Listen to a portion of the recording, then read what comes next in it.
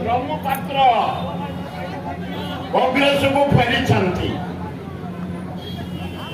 ଅତି ଗର୍ବର କଥା, ବ୍ରହ୍ମପାତ୍ରଙ୍କର ବାପା ବୃନ୍ଦାବନ ପାତ୍ର ଆମେ ଏକାଠି କାମ କରୁଥିଲୁ।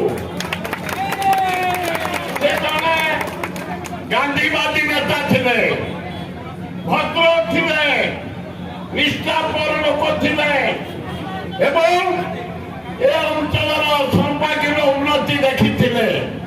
ତାପରେ ରମୁ ବଢିଆ ଲୋକ, କାମୁକା ଲୋକ, ବାଟ ନଥିଲେ ଫିଟେଇ ଦବ, ଯାଇପାରୁ ନଥିଲେ ଟେକି ନବ, ବଢିଆ ଲୋକ। ଆଜି ଆମ ଘରରେ ଅଛନ୍ତି ଆମ ପ୍ରଦେଶ କଂଗ୍ରେସ କମିଟିର ସଭାପତି, ଯେ ଓଡ଼ିଶା ରାଜନୀତିକି ଦୋହଲଉଛନ୍ତି। ଆରେ ହଁ ନା ନାଇଁ? ଅନ୍ତଚରଣ ଦାସ, ଆମର ଅଜୟ ଲାଲୁ ଯେ ଜେନେରାଲ ସେକ୍ରେଟାରୀ, ଓ ବିୟୁଟିଫୁଲ, ସୁନ୍ଦର, ଅତି ସୁନ୍ଦର, ଜଣେ ସୁସଂଗଠକ।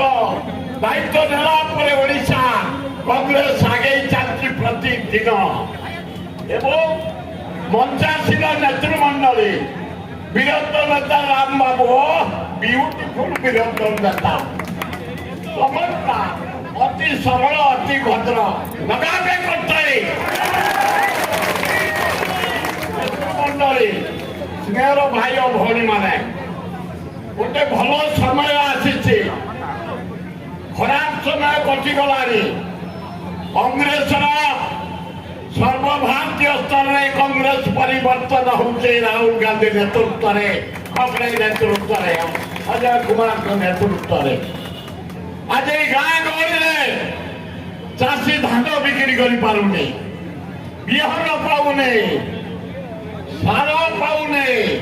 80% ଲୋକ ଯୋଉଥିରେ ଆମେ ବଞ୍ଚୁଛୁ। ଏ ଗୋଟେ ଅପାରକ ସରକାର, ମହନ ସରକାର। ଏବଂ ଦିଲ୍ଲୀରେ ଯୋଉ ସରକାର, ଅଲ୍ଲାଜୁକ ସରକାର, ବେହିଆ ସରକାର, ଲାଞ୍ଚୁଆ ସରକାର। ନରେନ୍ଦ୍ର ମୋଦି ଖାଲି ଟୁର କରୁଛି ପୃଥିବୀ, 92ଟା ଦେଶ ଗଲାଣି। ଖାଲି ଟାଟା, ବିର୍ଲା, ଅମ୍ବାନୀ, ଆଦାନୀ ପଛରେ ଗୋଳେଇଛି। ଦେଶ ଗଲାଣି। ପାକିସ୍ତାନ ଇଣ୍ଡିଆ ଯୁଦ୍ଧକୁ ନେଇ ଟ୍ରମ୍ପ ପାଖେ ବିକିଦେଲା।